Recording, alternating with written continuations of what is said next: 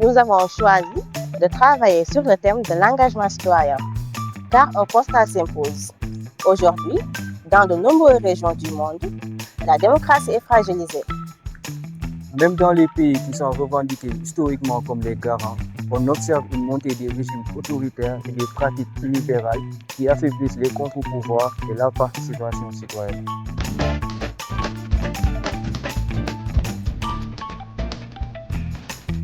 Cette situation s'explique en partie par la passivité d'une grande partie de la population. Beaucoup ne croient plus à la politique telle qu'elle est pratiquée dans le cadre de la démocratie représentative et s'abstiennent de voter, notamment les jeunes.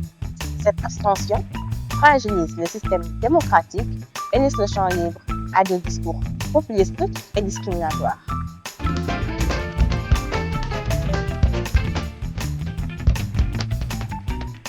En Afrique subsaharienne, cette fragilisation prend d'autres formes.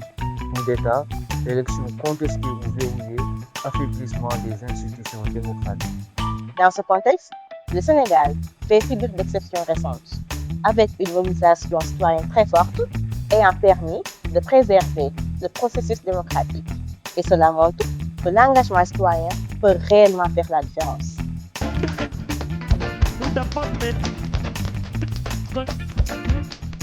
Face aux limites de la démocratie représentative, de nouvelles formes d'engagement émergent.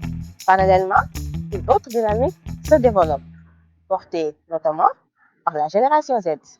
Partout dans le monde, les jeunes s'engagent autrement. Ils utilisent les outils numériques, les réseaux sociaux, les plateformes civiques tech pour s'informer, se mobiliser.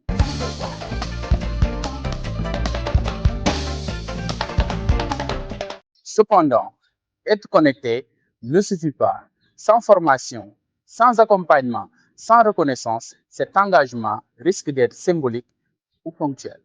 C'est pourquoi une question centrale se pose. Comment outiller les jeunes afin de leur donner les moyens d'agir durablement dans la vie démocratique?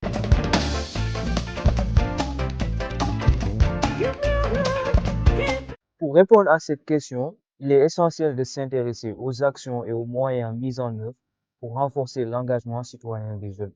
Cela passe par la formation, le renforcement des capacités, mais aussi l'accompagnement des initiatives citoyennes portées par les jeunes eux-mêmes. Ces actions permettent de transformer l'envie d'agir en compétences concrètes et en engagement durable.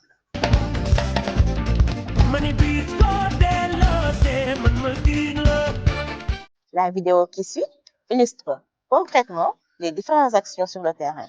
Les témoins se donnent pour mission de bâtir une ingénierie citoyenne du changement reposant sur la promotion d'une pensée indépendante, éthique et constructive, le renforcement de la société civile comme acteur stratégique de la démocratie participative, la création de ponts entre la jeunesse, les institutions, les chercheurs, les experts, afin d'éclairer la décision publique et d'apaiser les clivages.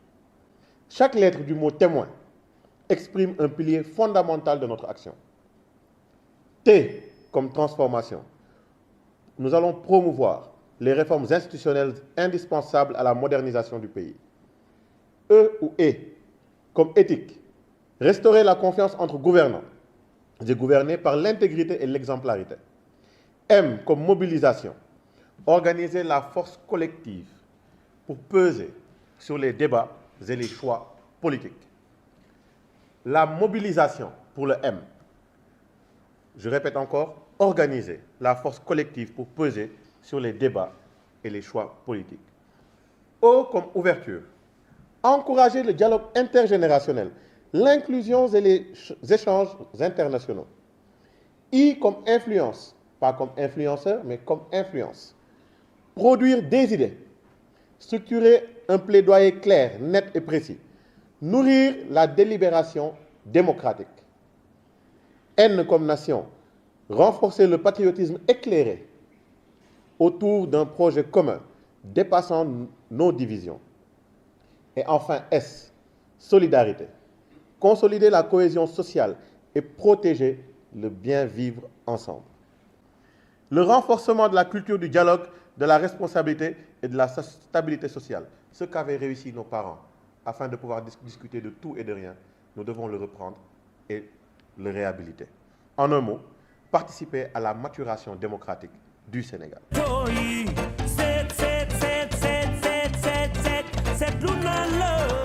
Mais une question demeure. Comment s'assurer que ces solutions fonctionnent réellement, que ce soit en France ou au Sénégal?